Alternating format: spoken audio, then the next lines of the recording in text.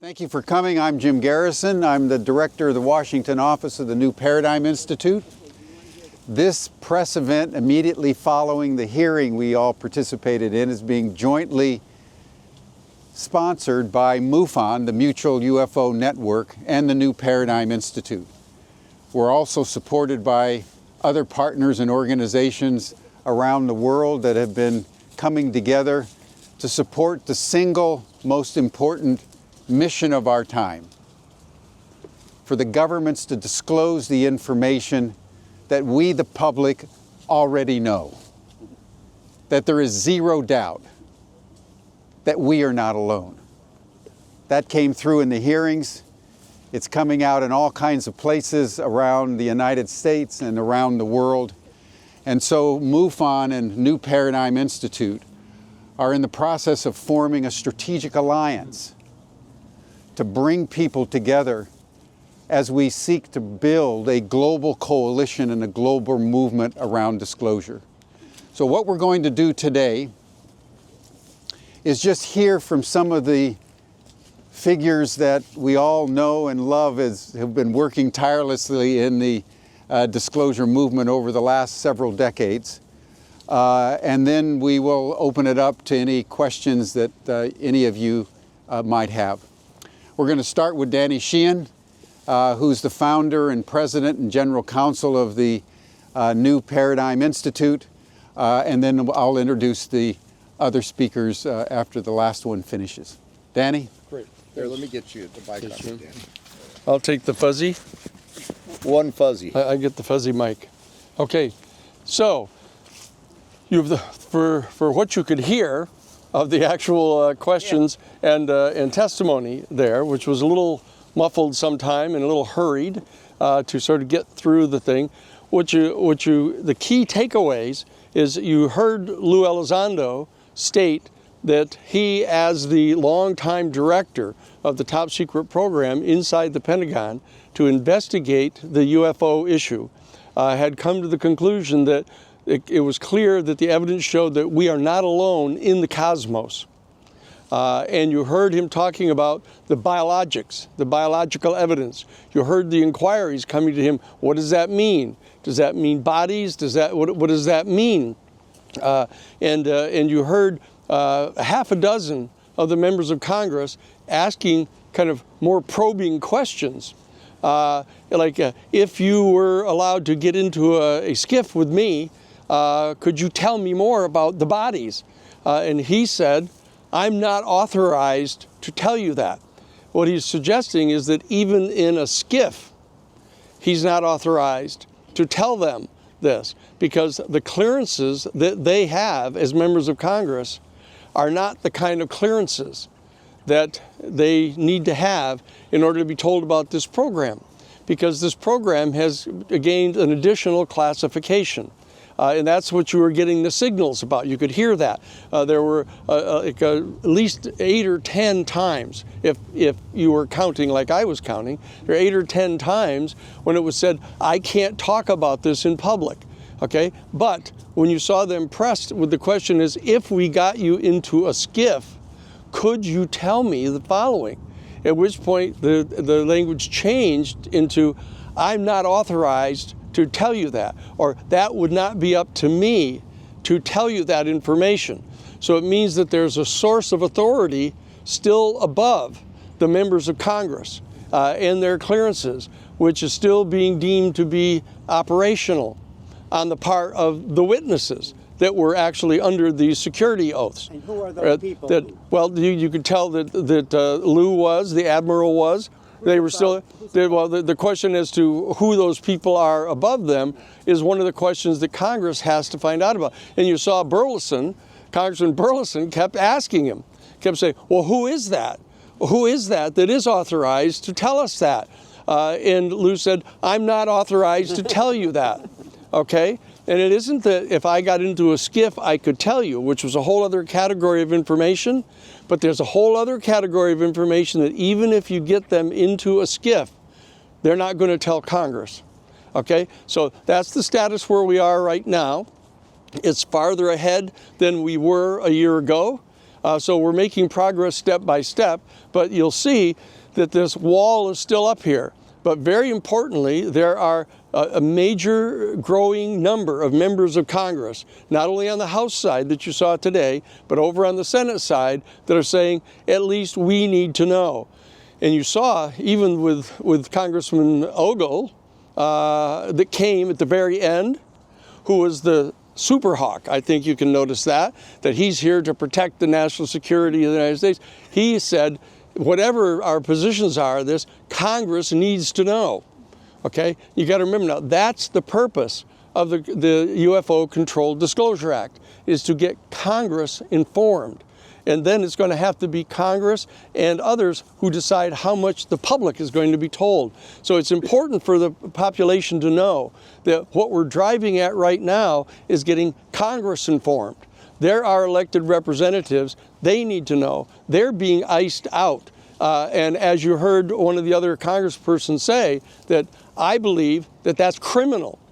You heard that it's criminal for them to be refusing to brief Congress on this program. All right. So there are nuggets like that you pick up if you listen closely to what really happened here today. And you heard Congresswoman May say over and over again, this is clear that we need to have more hearings. We need to have more hearings to get more information, right? And the key to understand is that when President-elect Trump is inaugurated on January 20th and becomes president, he has publicly stated repeatedly that he will immediately release all of the information about UFOs that the government has, okay? Now, I wouldn't bet on that, but the bottom line is he is saying that, and so all he has to do, very importantly, all he has to do is order all of the people who are under UFO non-disclosure security agreements to release them from that security agreement. So then they can come before Congress and tell Congress what the information is that they've got.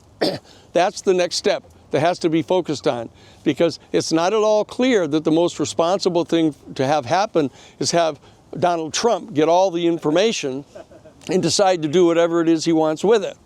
Okay, that Congress should be involved. These are the elected representatives, okay? And the American people should be involved. You heard Lou Elizondo lay out the 3 levels of things that had to happen. The third one was that the citizenry has to get informed, has to get mobilized. Okay, that's why the New Paradigm Institute and the Mutual UFO Network are joining together now. The Mutual UFO Network has probably one of the most thoroughgoing grassroots membership in the country. That they've been around for over 50 years. Okay, and that what we need to do is we need to organize in every one of the 435 congressional districts a Citizens for Disclosure team. Okay, we have them in 43 states now, but we don't have them in all 435 congressional districts yet. That's what we're all going to be working on. We're going to be mobilizing that third leg of what is required that Lou Elizondo talked about. All right, that's the job of what this conference is about. You know, Lou is now off actually briefing some of the other members of the committee right now in private that has been set up. But the bottom line is he may get here before everybody disperses, but we can't disperse. That we've got to push for what May says needs to be more and more of these hearings. We need to get the hearing that's going to take place on the 19th over on the Senate side, where Senator Gillibrand is going to bring in the new head of Aero. You actually heard the Admiral suggest maybe we can have more optimism about the Aero office under the new administration. You heard repeated statements that the Aero office had failed in its mission under its previous administration. Okay, so it's possible that, but I would just make clear to you, as long as the Aero office stays under the control of the United States Defense Department and the intelligence community, these are the people that have been hiding the information for 80 years. So I think that the Aero office doesn't feel itself really authorized to go get this information. So the people are going to have to join together with Congress and mobilize to get this information brought to the world. And as Dr. Garrison pointed out, we know a lot of this information already. But the fact is that 75% of the people in the country don't know that information. So that's the other thing the New Paradigm Institute and the MUFON people are going to be doing, is getting the information out to the people so that everybody in the country is as well informed as probably most of you are, to get to that stage so that they can mobilize and put the pressure on their congresspeople and hold more hearings. And we need to move to have more hearings as soon as possible, right after the January 20th inauguration of Trump. Hold him to his word of making this information available, get the Congress involved to reconvene hearings, get Trump, put the pressure on Trump to release all of the UFO whistleblowers from their national security clearance restrictions and bring them to Congress to brief Congress on what's going on. That's our job now. That's our job. We're the people out in the streets now. We've come out of the marbled halls of Congress to mobilize as the citizenry to get this job done. But be certain of the fact that the congressional representatives are not going to do this unless the pressure is kept on by the citizens. And that is what Tim Burchett said when he came out of the skiff a couple months ago. He said, the only reason we're here is because the people are demanding it. Okay? So don't stop. Don't stop. That's what we're doing. The New Paradigm Institute and MUFON are joining together now in an alliance to get that to happen. So everybody stay tuned, stay in touch with us at the New Paradigm Institute and at MUFON so that you can be kept up to date, okay? Come to newparadigminstitute.org, okay, and you can get all of the information. Great. Thank you very much. Thank you. Take the fuzzy. Can't Congress subpoena any of these private contractors? Yes. Yeah, they're perfectly entitled to subpoena them. Why don't they? Well, because they don't have enough citizen pressure put on them yet. That's the right exact question, that there's not enough citizen pressure on them. The citizen pressure has generated what we saw today, which was okay, but it's not adequate, what happened today. It's just a step in the next direction. We've got to mobilize to get the next step taken as soon as practicable after January 20th for the next round of hearings, right away in the new administration. Thank you, Daddy. Thank you, Daddy.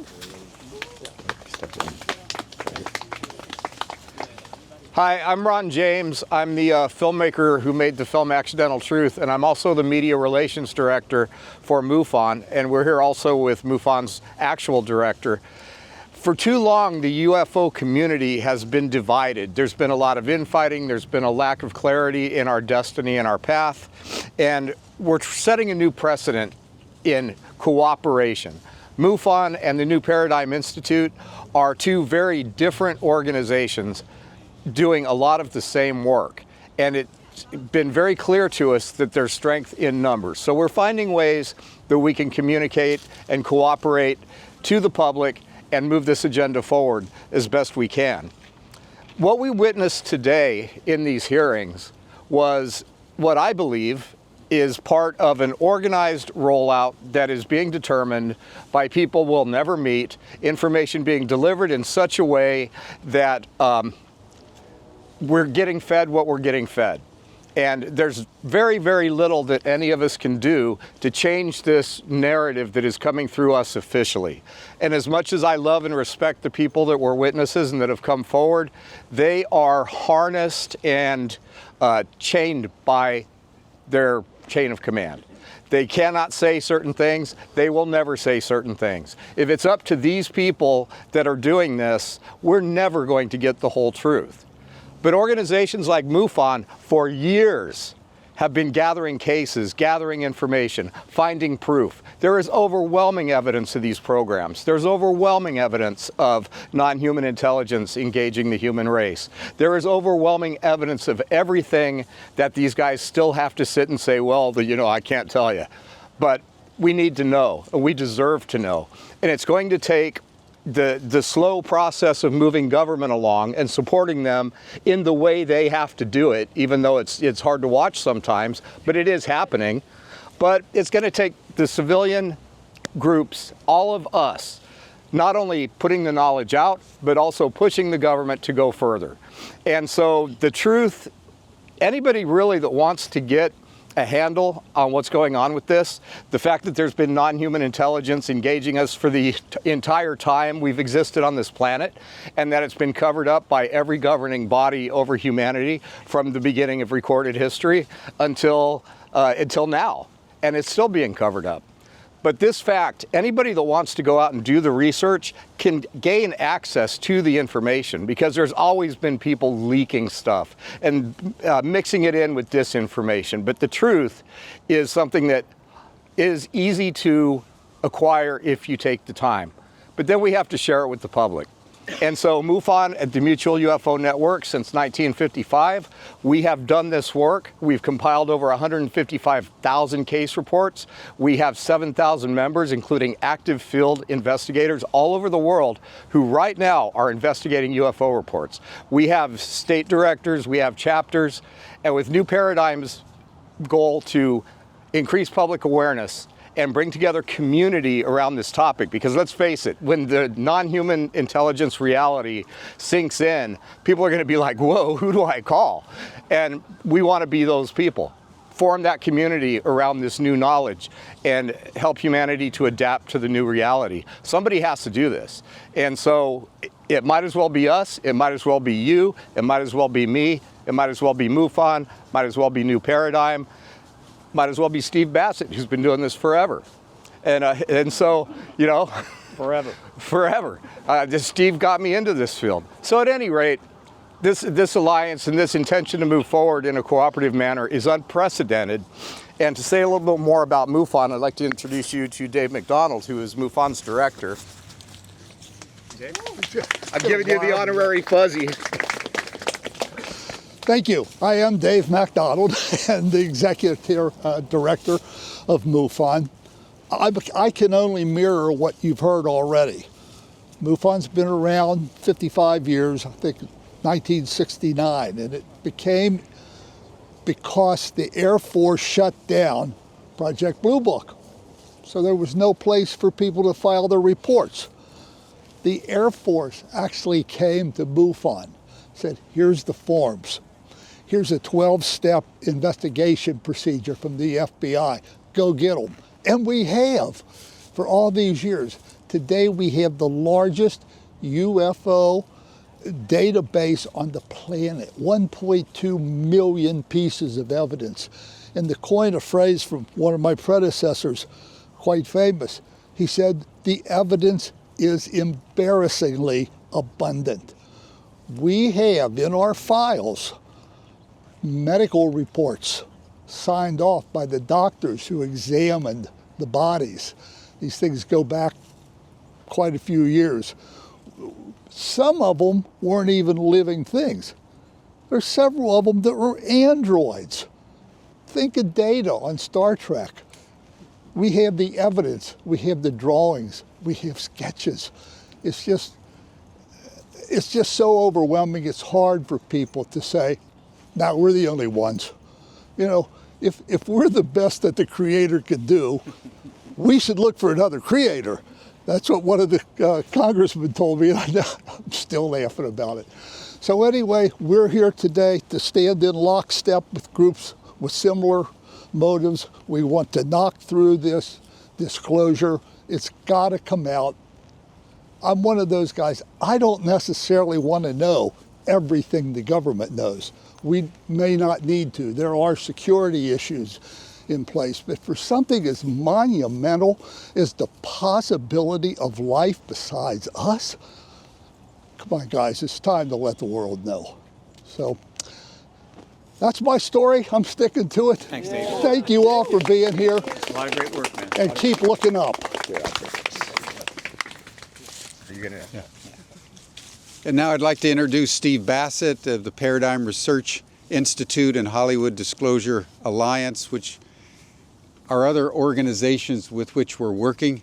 And I just want to pay a special tribute to Steve, who's been here in Washington as the first ever lobbyist on these matters, who's been as tireless as anyone I know on this domain.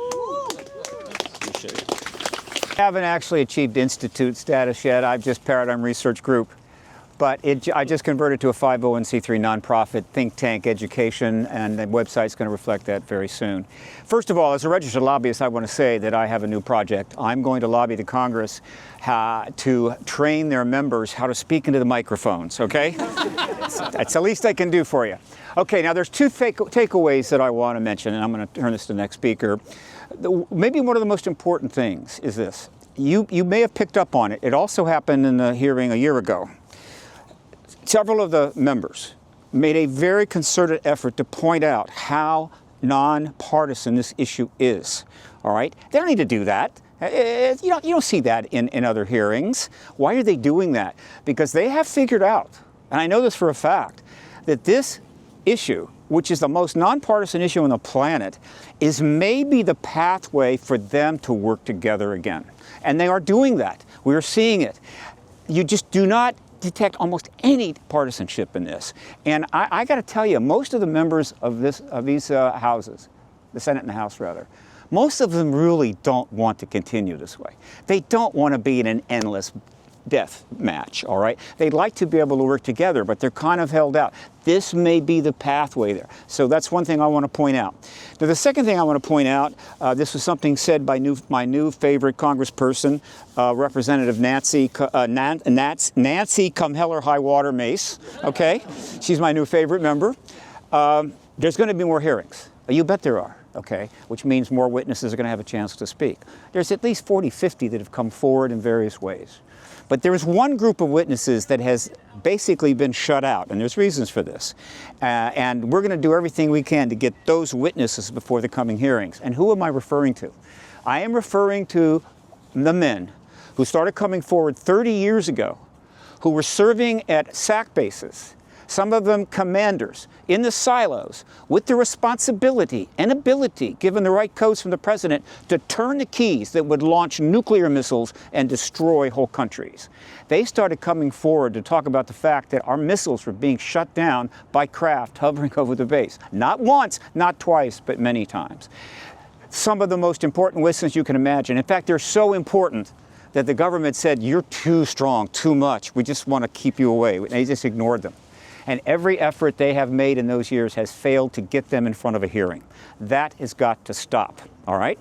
And so the next person that I'm going to introduce you to is the leader of those individuals, along with Robert Hastings particularly, who has done everything he can, documentary, 3 books, a press conference in Washington, D.C., to try to get this issue before Congress, that these things shut our missiles down, but they let us turn them back on. And so I want to introduce you today, Captain Robert Salas. Yep. Sorry, let me mic you up real quick. Thank you, Steve.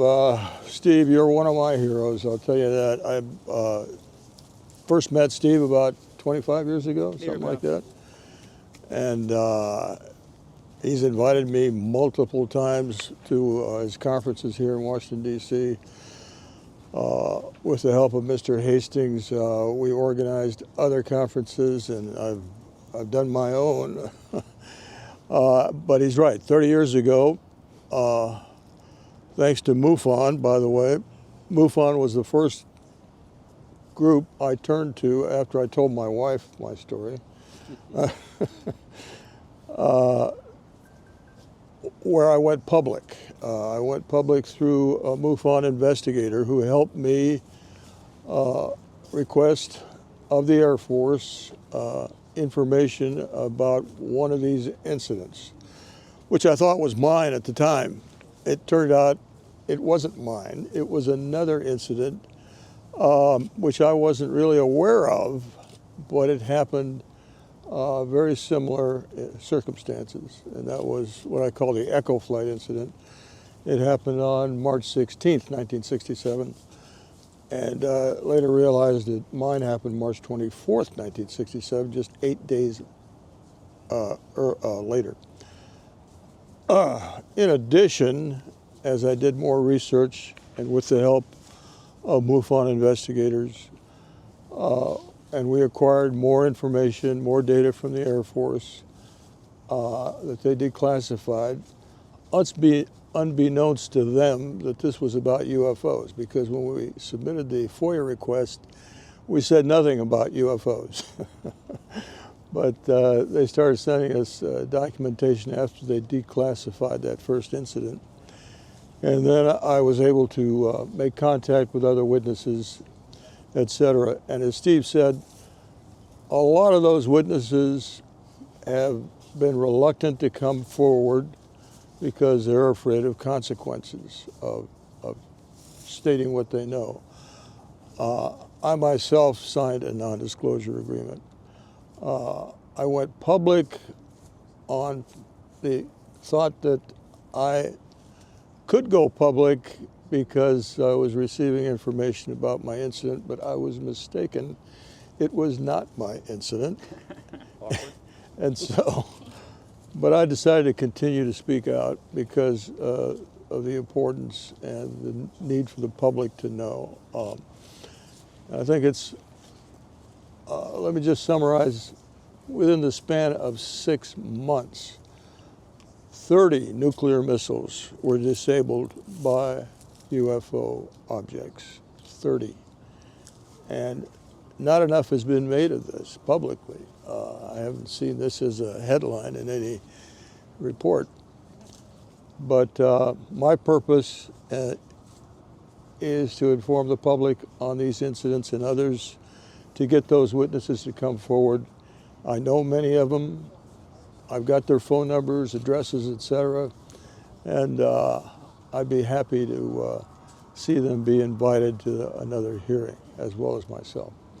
So I'm here for the duration, believe me. I'll be here as long as I can stand and talk.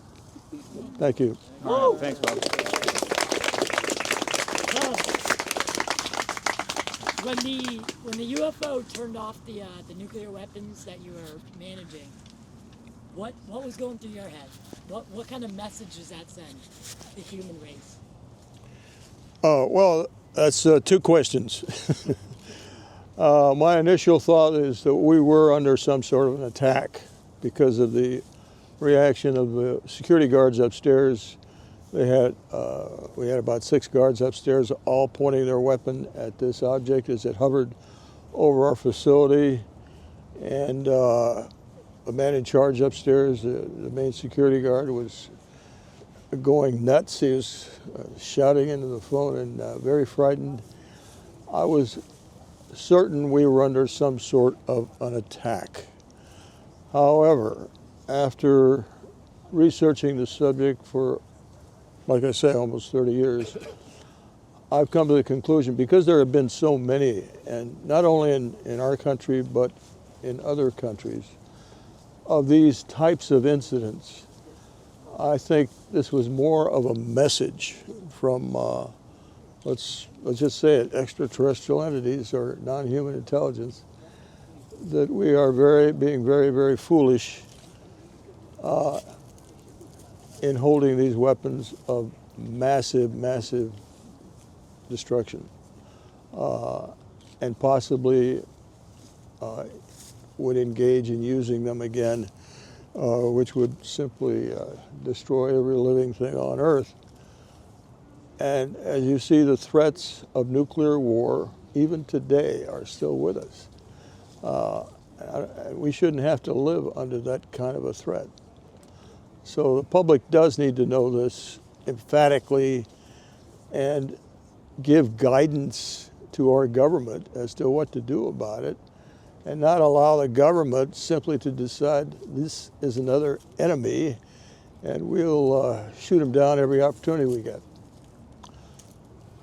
Okay? Thank you, Bob. You bet.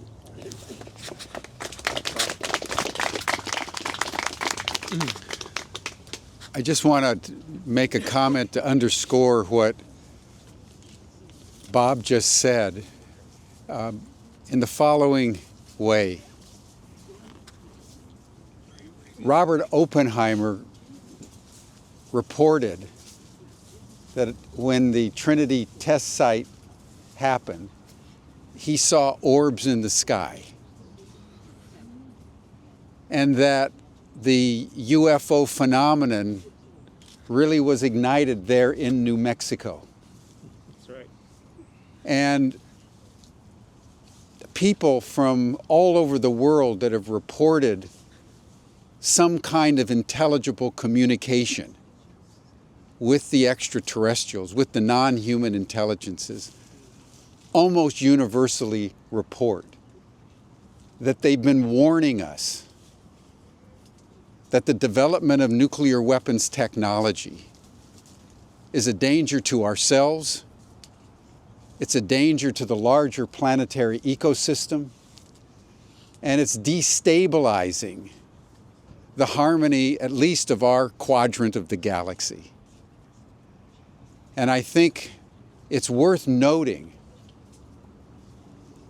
that according to the Bulletin of Atomic Scientists, the atomic clock started back in the late 40s and early 50s by Einstein and Bertrand Russell and others who were concerned about the prospect of nuclear war. We are now at 90 seconds to midnight. According to those who understand these matters, we're closer to a nuclear weapons exchange now than at any time in the history of the nuclear age, including the 1962 Cuban Missile Crisis. It should be of no surprise, therefore, that the frequency of UFO sightings, and one of the comments made in the hearing that they seem to be getting bolder. This isn't a coincidence. I think we're at a moment where we teeter on the brink of self-destruction in many ways, including climate change. And the non-human intelligencers are here, I believe, ultimately, to catalyze the awakening of humanity. And that's the reason why the New Paradigm Institute and MUFON are focusing, certainly for sure, as we have today, on government disclosure, but ultimately on citizen activism and citizen empowerment around the world, because it is at that level that this is going to be adjudicated and resolved. When the people of the world, en masse, both compel disclosure, but establish their own relationships with these non-human intelligences in an intelligible way. So Bob, I just want to salute you for decades of service. And here's a man, in contradistinction to the hiding behind the NDAs that we just saw in the Congress, that didn't do that. He didn't do that, my friends. And we ought to all just acknowledge that courage and fortitude. Yeah, right. And the others as well? Sindelli, Vince DeMoss. Yeah, and there had been many, many others as well. But it's just, since we heard so much hiding today, we should salute the courage that steps out of those shadows and simply tells the truth, because humanity has the right to know. I'd like to now introduce our final speaker, Julia Mossbridge, who's been dealing in the area of the paraphenomenal and consciousness. She's the founder and director of the Mossbridge Institute, and she's doing seriously interesting stuff on this matter of the paraphenomenal. Julie. Thank you. Can you make this happen? I can. So, to step Right about here? I don't want to. Right about there? Hi, everybody. I guess my job is just to give my reflections on the hearing. So as a scientist, and as my family has been touched by the progress of science and controversial or edge science for as long as I've been alive. My father was a theoretical physicist at Argonne National Lab. My mother worked in gifted and talented education. Their parents were working for the Department of Energy. So this is like a family affair. And and that's part of why it matters to me. It also matters to me because I love science.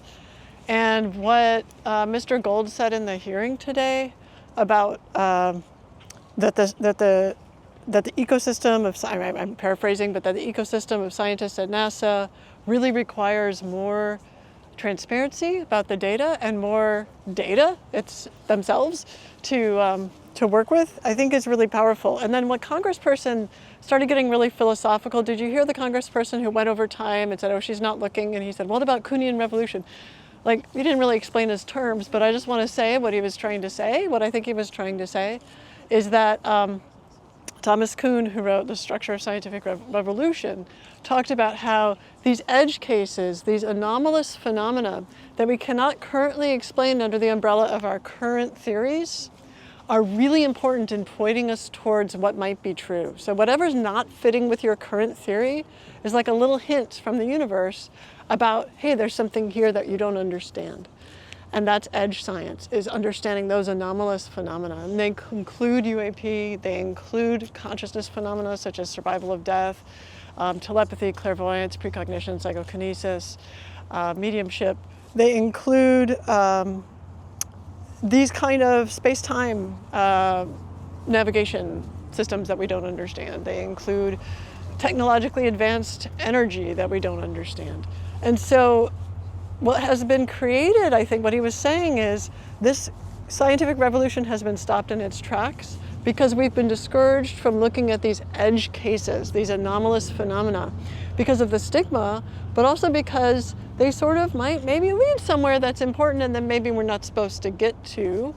And it has created this ecosystem that's split. So you have the ecosystem on the one hand of the scientists at national labs who are working in this very rarefied space that have access to this information, and an ecosystem on the other hand at regular academic institutions and at several companies that don't know that information and have been taught that in fact that information is a mark of someone being crazy or a mark of someone being after something, some kind of an agenda. In other words, they've been taught to shame and blame anyone who works with that information. So it's a cultural thing that you're taught in graduate school explicitly to have a knee-jerk reaction to those kind of things at all the tier 1 research institutions that get millions of dollars of federal funding.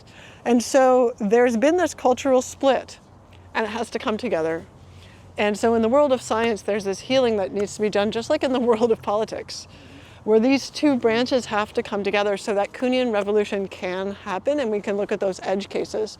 And so I'm just gonna, one of the things I was thinking about, and I hope it's okay that I plug this, I have an article in the debrief, not written by me, but about my efforts on Monday about RISE, so research and innovation at the scientific edge, which is something that I brought to RAND Corporation and had a conversation with them about it, and they said this is too controversial, this idea of destigmatizing this stuff. We would need the White House to tell us this was okay. And I said, okay. Then I went to DARPA and I said, what about this? And they said, too controversial, we would probably need the White House to, I'm like, so I'm going to the White House and I want to develop an office in the executive office of the president, which is the same office that created the race to the moon. So it can very effectively, with very few people, sort of from the bully pulpit, say like, we are changing our attitude about edge science and technology and make public-private partnerships that actually work towards, and actually faith-based institutions and nonprofits and small business that actually work towards healing this rift. So that's my, I hope it's okay that I plugged that. Thank you. Thank you. Thank you.